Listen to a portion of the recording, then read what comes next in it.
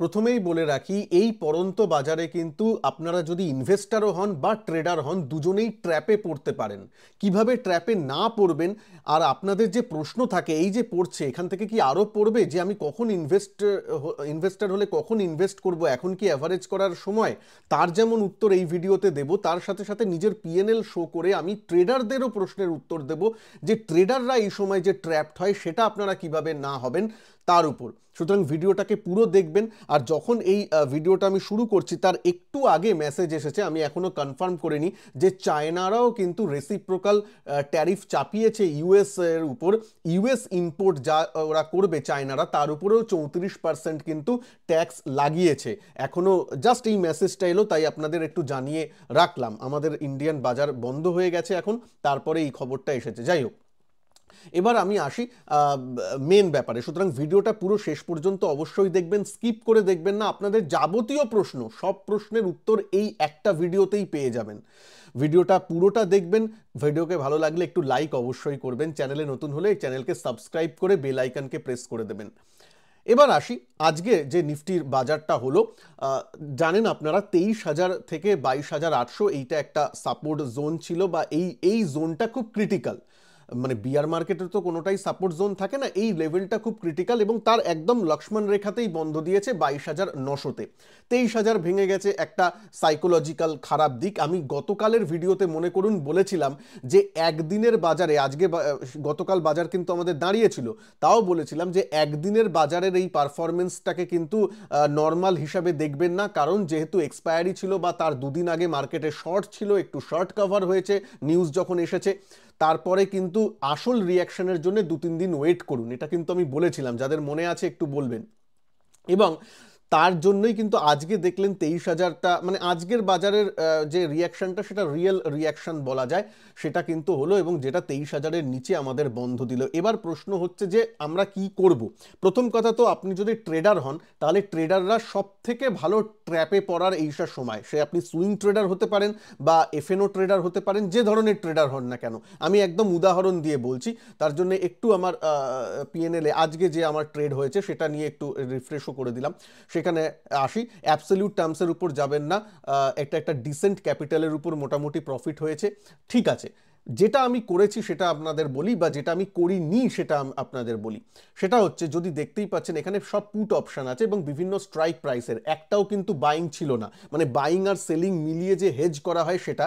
এবং 23,000-এর পুটটা ছিল ওই সেলিং ফিগারটা। তখন মার্কেট যেহেতু তখন জানেন ওপেন হয়েছে 22,100, 150, 180 এরকম লেভেল থেকে আমি কিন্তু মানে শর্টিংয়ে ছিলাম। শর্টিংয়ে কিভাবে ছিলাম, বাজারকে বিয়ার পুট স্প্রেডের মাধ্যমে। বিয়ার পুট স্প্রেডের যদি ভিডিও দেখতে হয় আমার চ্যানেলে সার্চ করবেন, চ্যানেলে 2 মাস আগে আমার বিয়ার পুট স্প্রেডের স্ট্র্যাটেজিগত ভিডিওটা দেওয়া আছে। সিম্পল সেটা নেওয়া হয়েছিল, বাজার নিচের দিকে এসেছে, আমি পার্শিয়াল প্রফিট বুক করতে করতে গেছি।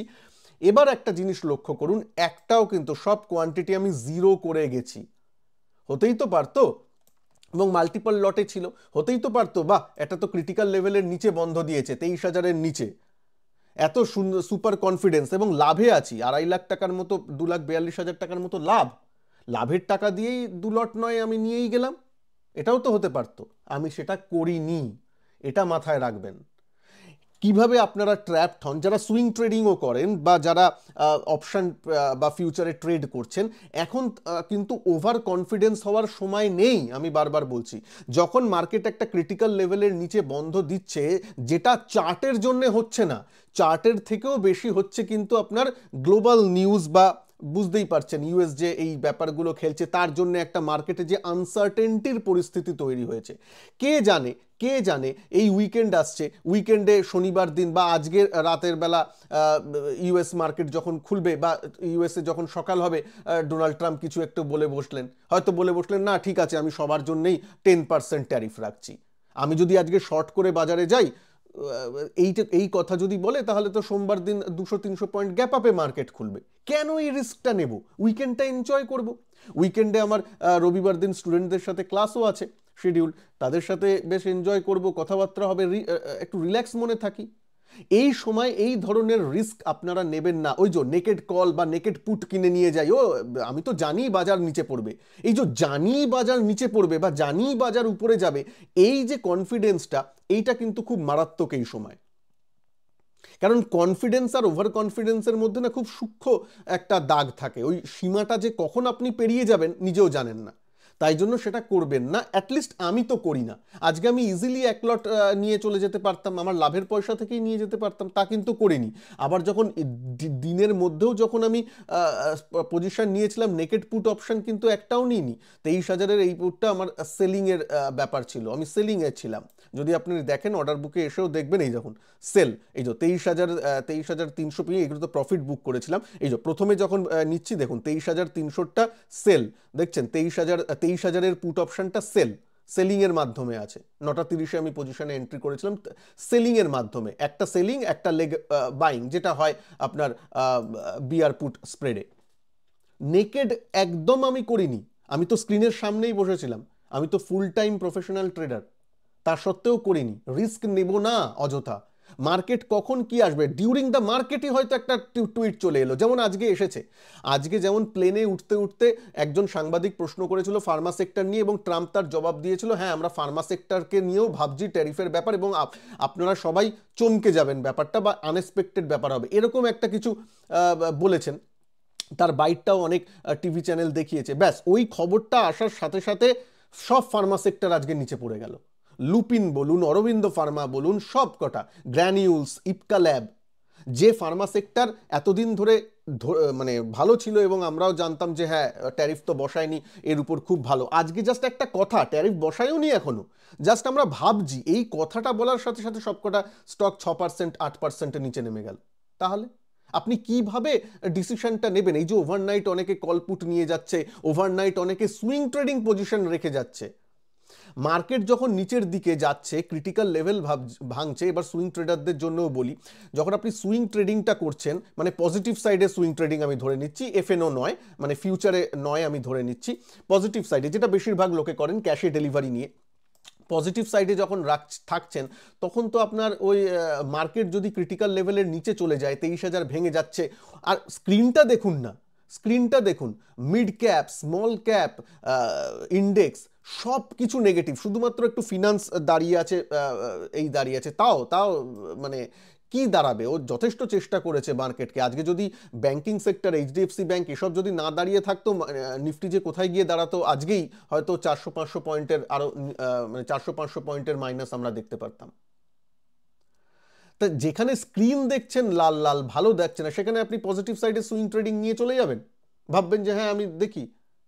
তারপর কি হবে জানে, ঠিক আছে সুইং ট্রেডিং নিলেন, স্ট্রিক্ট যিনি স্টপ লস মানতে পারেন তিনি ঠিক আছে, কিন্তু অনেকে কি হয়, ও অনেকটা নিচে নেমে গেছে, চলো এখন সুইংয়ে নিয়ে নিই, মনে মনে একটা স্টপ লস রেখেছেন, কিন্তু আসলে ধরুন সোমবার দিন স্টপ লসটা জায়গায় স্টকটা এলো, তখন হয়তো বেরোতে পারলেন না বা বেরোবেন না, তখন মনে হবে ও 10,000 টাকা লস দেখাচ্ছে, না না না অনেকটা লস, রেখে দিই, এত তো ভালো স্টক নিশ্চয়ই পরে বেড়ে যাবে, মানে নিলেন ট্রেডিংয়ের জন্যে, হয়ে গেলেন ইনভেস্টার। এরকম আপনারা করেন কিনা একটু বলবেন, যে হ্যাঁ ট্রেডিং হিসাবে অনেক স্টক নিয়েছিলাম কিন্তু এখন ইনভেস্টার হয়ে গেছি জোর করে, সেরকম কি হয়েছেন একটু জানাবেন। তো আবার অনেকে বলবেন না না 10,000 লস হচ্ছে, অনেক টাকা লস হচ্ছে, তাহলে কেন আমি ইয়ে করবো? 10,000 হোক, 20,000 হোক, যাই হোক না কেন, আপনি তো পজিশনে যখন এন্ট্রি করবেন তখনই তো স্টপ লট ক্যালকুলেট করে সেই অনুযায়ী পজিশন সাইজটাও ক্যালকুলেট করবেন। যদি 20,000 টাকা বা 10,000 টাকা আপনি লস সহ্যই না করতে পারেন, তাহলে অত কোয়ান্টিটিতে অত পজিশন সাইজ নিয়েছিলেন কেন? এইভাবে আজ এখনকার দিনে হয়তো আমি একটু জোরেই বলছি আপনাদের জন্য, কারণ আমি নিজে আপনাদের ব্যথাটা অনুভব করতে পারি, কারণ আমি নিজে ট্রেডার, আমি শুধু ইউটিউবে এসে বক্তব্য রাখি না, আমি নিজে মার্কেটে নেমে প্রতিদিন ট্রেড করি, আমি জানি লাভ লোকসান হলে কতটা গায়ে লাগে, ঠিক আছে? এই জন্য আমি আপনাদের সাথে সহমর্মিতা প্রকাশ করেই বলছি। এইখানে আপনি যদি নিজে ভুল করেন, নিজে এই ধরনের নিজে এই ধরনের মানে জিনিসকে প্রশ্রয় দেন যে আমি লোভের উপর কন্ট্রোল করতে পারি না বা আমি নিজের ইমোশনের উপর কন্ট্রোল রাখতে পারি না, তাহলে প্লিজ এই সময় ট্রেডিং করবেন না। আবার বুল মার্কেট আসুক তখন নয় দেখা যাবে। এই সময় হতে গেলে কিন্তু আপনাকে রুল মানতে হবে, রুল মেনে কাজগুলো করতে হবে। ঠিক আছে, এইটা তো গেল ট্রেডারের একটু মেন্টালিটি নিয়ে বললাম। এবার ইনভেস্টরদের একটু মেন্টালিটি নিয়ে বলি। একটু সুইং ট্রেডারদেরও আমি কভার করলাম, ট্রেডারদেরও বললাম। আর একটু নাটশেলে বলে দিই, এখন যারা স্পেশালি তোমরা অপশন ট্রেডিং করছেন তারা প্লিজ নেকেড কলপুটে ট্রেড করবেন না। Naked call put is very very risky. হ্যাঁ, কোনো অপশন স্ট্র্যাটেজি যেটা আপনাদের ব্যাক টেস্টেড, যেটা আপনারা জানেন বোঝেন, সেই অনুযায়ী যদি করতে চান করুন, ঠিক আছে। প্রপার স্টপ লস রেখে কাজ করবেন, প্রপার স্ট্র্যাটেজি মাথায় রেখে কাজ করবেন, কখন এন্ট্রি নিচ্ছেন সেটা একটু পিন পয়েন্ট করবেন, কখন এক্সিট নিচ্ছেন তার উপর একটু যাতে দখল থাকে, সেই হিসেবে কাজটা করলে ঠিক আছে। ওকে, আচ্ছা, যারা আমার কাছ থেকে অপশন ট্রেডিং এবং মোমেন্টাম স্টক ট্রেডিং শিখতে চান তাদের জন্য বলছি, এপ্রিলের 10 তারিখ থেকে ক্লাস শুরু হবে, কোর্সে এনরোল করে নিতে পারেন। এই কোর্সের লিঙ্ক এই ভিডিওর ডেসক্রিপশন বক্স এবং ফার্স্ট কমেন্ট বক্সে দেওয়া আছে, ক্লিক করে দেখে নেবেন। না হলে সঞ্জয় টক্স এই অ্যাপটা, বানানটা দেখে নেবেন, এই অ্যাপটাও গুগল প্লে স্টোর থেকে ইনস্টল করে নেবেন, সেখানেও আমার কোর্সগুলো এসে গেছে, সেখান থেকে পারবেন। বা এই লিঙ্ক ক্লিক করেও আমার হোয়াটসঅ্যাপ নাম্বারও আছে 9900610986, এই হোয়াটসঅ্যাপ নাম্বারে হোয়াটসঅ্যাপ করে নেবেন যদি কোর্স সংক্রান্ত কোনো ডাউট থাকে। এটা option trading and momentum stock ট্রেডিংয়ের জন্য, যেটা 10ই এপ্রিল থেকে চালু হচ্ছে। আরেকটা যেটা আমি বলবো যে সবার জন্য অনেকটা জরুরি, সেটা হচ্ছে ইনভেস্টমেন্ট অ্যান্ড পোর্টফোলিও রিব্যালেন্সিং। যারা শেয়ার মার্কেটের এই পতনে সত্যিকারের ইনভেস্টিংটা জেনে বুঝে করতে চান এবং পোর্টফোলিও রিব্যালেন্সিংটাও জানতে চান, সেক্টরাল কিভাবে রিব্যালেন্সিং করবেন, বিভিন্ন আরও অনেক রিব্যালেন্সিংয়ের ব্যাপার আছে, সেটা যদি জানতে শিখতে চান এই কোর্সে তাহলে এনরোল করে নেবেন। এটা কিন্তু মে মাস থেকে শুরু হবে, মের 1 তারিখ থেকে শুরু হবে ইনভেস্টমেন্টের কোর্সটা। আর এখন 10ই এপ্রিল থেকে শুরু হবে অপশনের কোর্সটা। এই ভিডিওর নিচে ডেসক্রিপশন বক্সে লিঙ্ক দেওয়া আছে, ফার্স্ট কমেন্টেও লিঙ্ক দিয়ে দিয়েছি, প্লিজ একটু এনরোল করে নেবেন। আচ্ছা, এবার আমি আসি এইখানে, যেখানে ইনভেস্টারদের মেন্টালিটি নিয়ে একটু কথা বলি। ইনভেস্টারদের মেন্টালিটি কি আছে, যে একটা দুবিধার মধ্যে সবসময় আমরা থাকি। ইনভেস্টারদের কথা বলছি, যে এই সময় নেব, 23,000 তো ভেঙে গেল, আজকে সব লাল লাল। একটা দুটো উদাহরণ দিই, যেমন এলএনটি আজকে 4%-এর মতো মাইনাস, টাটা মোটর প্রায় 6%-এর মতো মাইনাস হয়েছে। ভালো ভালো স্টক, লুপিন, মানে ফার্মা সেক্টরের ভালো ভালো স্টক, সেগুলোও আজকে কারেক্ট হয়েছে। তো অনেক তো নিচে কারেক্ট হয়েছে, তাহলে এই সময়টা কি একটু নেব? আবার নিতে গেলে মনে হবে যদি এর নিচেও দাম পাওয়া যায় তাহলে কি একটু ওয়েট করব? এই দ্বিধাটা থাকবে। এবং আমি আপনাকে গ্যারেন্টি দিয়ে বলছি, যেদিন আপনি নেবেন, সে আজ হোক, কাল হোক, পরশু হোক, 3 মাস বাদে হোক, যখনই নেবেন, যেদিনই নেবেন, আপনার এই দ্বিধাটা সব সময় থাকবে। কোনো ইনভেস্টর এমন হতে পারে না যার জানা আছে নিচে কত দূর যেতে পারে। হ্যাঁ, চার্ট ফার্ট দেখে একটু বলা যেতে হয়তো পারে যে এইখানে মোটামুটি একটা লোয়ের স্ট্রং সাপোর্ট মনে হচ্ছে, কিন্তু ওভারঅল বাজারের বলছি। কিন্তু এখন যে পরিস্থিতি চলছে বর্তমানে, যেখানে ট্যারিফ নিয়ে খেলা চলছে, যেখানে কোম্পানিগুলো জানে না তাদের ভবিষ্যৎটা কি, 3 মাস বাদের গাইডেন্স সে দিতে পারছে না। 3 মাস বাদের গাইডেন্স দেবে কি করে, জানা নেই না কি করবে।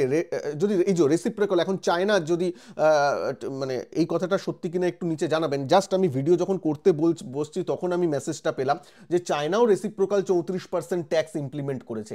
এই যে এর এফেক্টটা কি হবে, পুরো গ্লোবাল একটা অশান্তি তৈরি হলে তার কিছুটা হলেও আঁচ ইন্ডিয়াতে পড়বে। হয়তো অনেকে বলবেন ইন্ডিয়ার তো এতে ভালো হবে, মানে অন্য দেশের জিনিস এই হবে, তাহলে কম্পারেটিভলি ইন্ডিয়া ভালো। হ্যাঁ, কম্পারেটিভলি ভালো হবে, কিন্তু যদি গ্লোবাল মন্দা আসে, গ্লোবাল ইনফ্লেশন যদি বাড়ে, তাহলে তো ওভারঅল ডিমান্ড কমবে। তো ডিমান্ড কমলে তো তার এফেক্টটা এখানেও পড়বে, তাই না?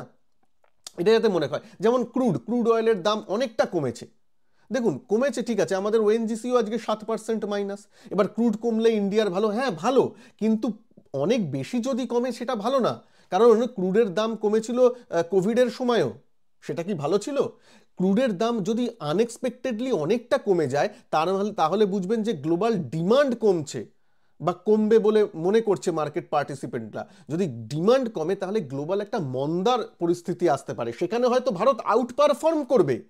মানে বিশ্ব যদি 20% মাইনাস হয়, ভারত হয়তো 10% মাইনাস হলো, মানে আউট পারফর্ম করলো, কিন্তু পজিটিভে তো যাওয়ার চান্স তখন নেই। বা কোম্পানির আর্নিংগুলো যে দারুণ হবে তা তো নয়, হয়তো বিদেশের অন্যান্য কোম্পানির থেকে আর্নিংটা ভালো হলো কম্পারেটিভলি। বুঝতে পারছেন, আমি কম্পারেটিভলি কথাটা বলছি।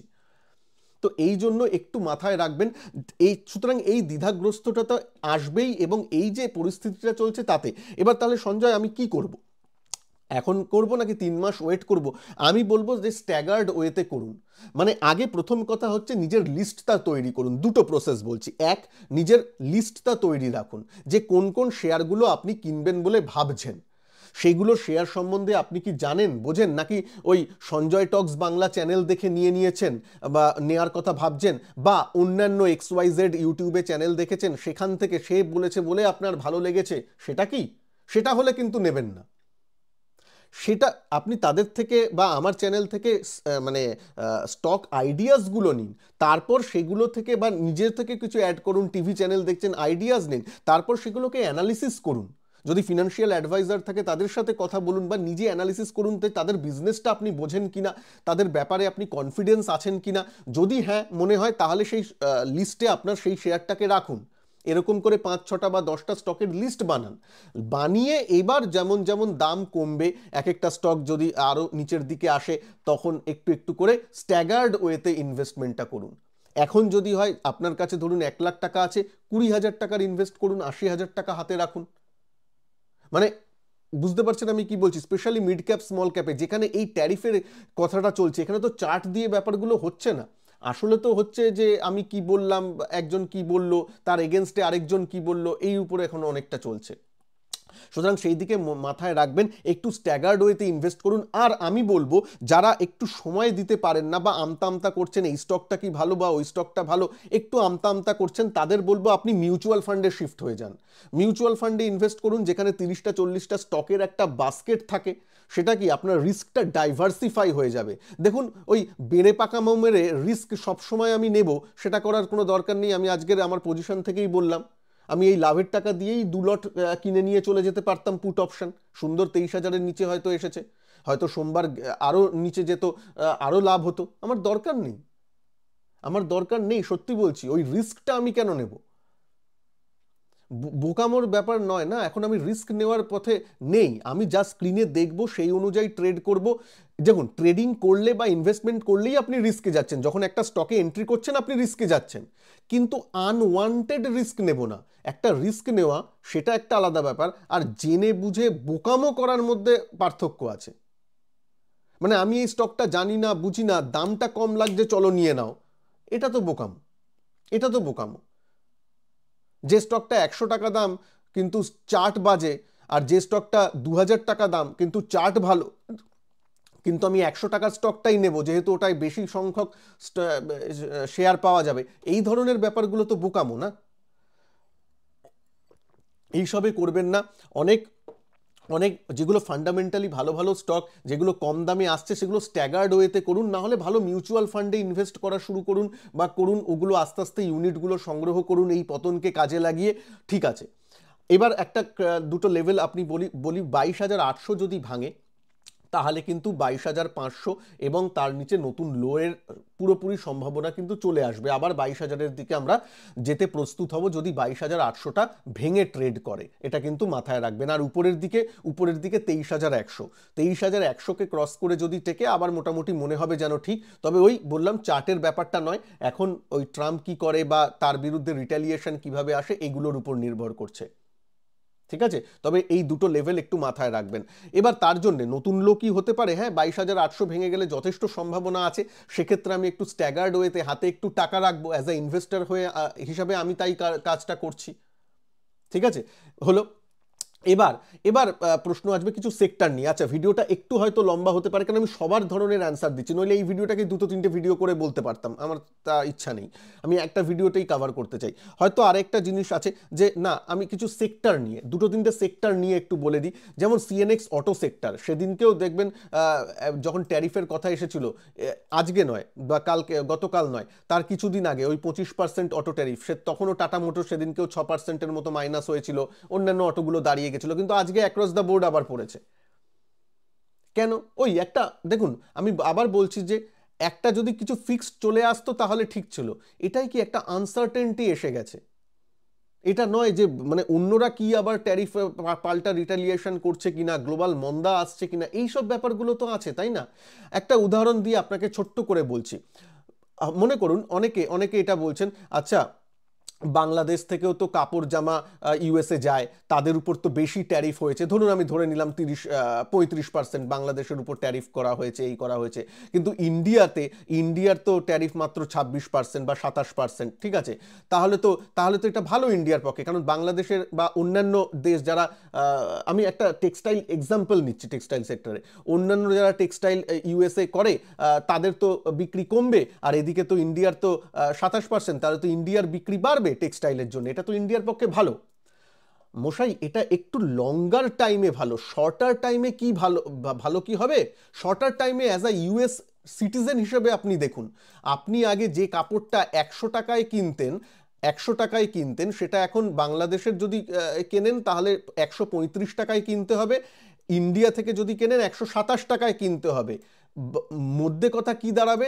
আপনার প্রাইস যেহেতু বেড়ে গেছে, আপনার ডিমান্ডটা কমে যাবে। আপনি হয়তো বলবেন না ঠিক আছে, আমার তো পুরনো একটা দুটো জামা আছে, ঠিক আছে নতুন শার্টটা নয় আমি একটু বাদেই কিনবো, 6 মাস বাদে কিনবো, এটা হতে পারে। আপনি একটু ডিলে করে দিলেন, তাহলে আপনার দুটো ক্ষেত্রেই বিক্রি হলো না শর্ট টার্মে, কারণ আপনার ডিমান্ডটা কমে গেল। এটাই হয়, একটা মন্দা এটাই হয়। ভারতের ভালো আমি মানছি, কিন্তু ওইখানে যখন ইউএসএ ইনফ্লেশনটাও বাড়বে বা গ্লোবাল যদি একটা ইনফ্লেশন রাইজের ব্যাপারগুলো চলে আসে, সুতরাং কনজিউমাররা তো তখন হাত টেনে খরচ করবে না, তাহলে আপনার নেট সেল তো কমবে। বুঝতে পারলেন? নেট সেলস তো কমে যাওয়ার সম্ভাবনা আছে, যেটা আপনার টপ লাইনকে এফেক্ট করবে, মানে রেভিনিউকে এফেক্ট করবে কোম্পানিগুলোর। সেটাকে একটু বুঝতে হবে। কনজিউমাররা তাদের ডিসিশনকে ডিলে করবে। যদি অটো ট্যারিফ অনেক বাড়িয়ে দেওয়া হয় তাহলে কি করবে? আজকে আপনি একটা গাড়ি কিনতেন, মনে করবেন হয়তো 10 লাখে, সেটা যদি এখন 12 লাখে পান, তখন মনে হবে না যে একটু 6 মাসে একটু দেখে যাই, এখন আরও তো 2 লাখ টাকা জোগাড় করতে হবে, তারপর দেখি। ডিসিশনগুলো একটু ডিলে হবে, এই ব্যাপারগুলো চলে আসে। এই জন্যই বলছি, সুতরাং শর্টার টার্মের জন্য এটা একটু এই খারাপ। শর্টার মানে এবার এই শর্টারটা কমাস 3 মাস 6 মাস না 1 বছর, এই শিওরিটিটা বাজার দেখতে পারছে না। কেন দেখতে পারছে না? কারণ এই যে জিনিসটা যে শুরু করেছে যে দেশ বা যে ব্যক্তি, তিনি তো ঝেড়ে কাশছেন না। আজকে যেমন প্লেনে উঠতে উঠতে ফার্মা নিয়ে আবার বললেন, কে বলতে বলেছিল? ওই দিন বললেই তো হতো, 2 তারিখে সব শেষ করে দাও একদিনে, আজকে আবার এই করার কি দরকার ছিল? তো এই জন্য তো এই ক্লিয়ারিটিটা আসতে কিছু মাস সময় লাগবে, ইফ নট ইয়ার্স, আমি যেটা গতকালের ভিডিওতে বলেছি। তো সেই একটা আনসার্টেনটির কিন্তু ব্যাপার আছে, তাই জন্য স্ট্যাগার্ড ওয়েতে ইনভেস্ট করুন। যদি পার্টিকুলার একটা সেক্টর বা স্টকের প্রতি আপনার কনফিডেন্স না থাকে, বা যদি বিশ্বাস করতে না পারেন যে আমি এখানে ঢুকবো কিন্তু এটা কি ঠিক হবে, যদি এই সেক্টরের উপর কিছু খারাপ হয় এক্সেট্রা এক্সেট্রা, তাহলে মিউচুয়াল ফান্ডের আশ্রয়ে চলে যান না, কোনো তো অসুবিধা নেই। ইন্ডেক্স ফান্ডও নিতে পারেন বা অ্যাক্টিভলি ম্যানেজড ফান্ডও নিতে পারেন, কোনো একটা যেটা ভালো ফান্ড, সেখানে আপনি যাকে পছন্দ করেন, যেমন পছন্দ করেন তেমন যান।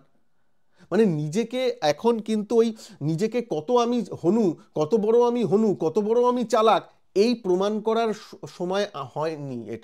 এইটা প্রমাণ করার এখানে সময় নয়, ঠিক আছে? আমার মিউচুয়াল ফান্ডের ভিডিওর নিচে একজন লিখেছিলেন, এত বড় দিগ্গজ ট্রেডার হয়ে মিউচুয়াল ফান্ডে ইনভেস্ট। হ্যাঁ মশাই, মিউচুয়াল ফান্ডে ইনভেস্ট আমি করি। আমার কিছু কিছু স্টকে যেগুলোর প্রতি আমার ভালো কনভিকশন আছে সেগুলোতে আছে, আর বাদ বাকি আমি স্টক ইনভেস্ট করি। যেমন আজকে আমার যা প্রফিট এসছে আমি তার 50% হয়তো মিউচুয়াল ফান্ডে করে দেবো। কেন করবো না? কেন করবো না?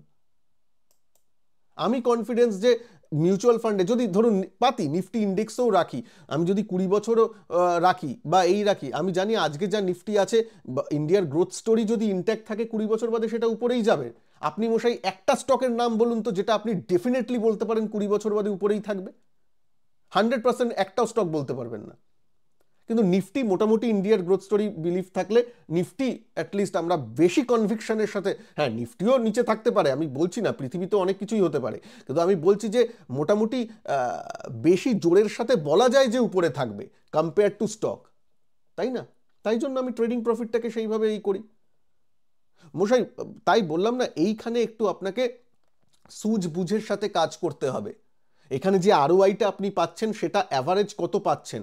যদি একদিনে ট্রেডিংয়ে বা একটা জায়গায় আপনার একটু প্রফিট আসে, একটু যদি বেশি আরওআই পেয়ে যান, তাহলে সেটাকে নিয়ে একটু সেফ জায়গায় রাখুন, ঠিক আছে? এইটাই হচ্ছে ইনভেস্টমেন্টের মূল মন্ত্র। ইনভেস্টমেন্টের মূল মন্ত্র এই নয় যে প্রতিদিন ফ্রন্ট ফুটে আপনাকে খেলতে হবে, প্রতিদিন মার্কেটের দাম দেখবো আর প্রতিদিন নিজের স্টক বা পোর্টফোলিওকে ওই কাটছাট করবো, আজকে এটা নিলাম কালকে এটা বেচলাম, ওরকম নয়।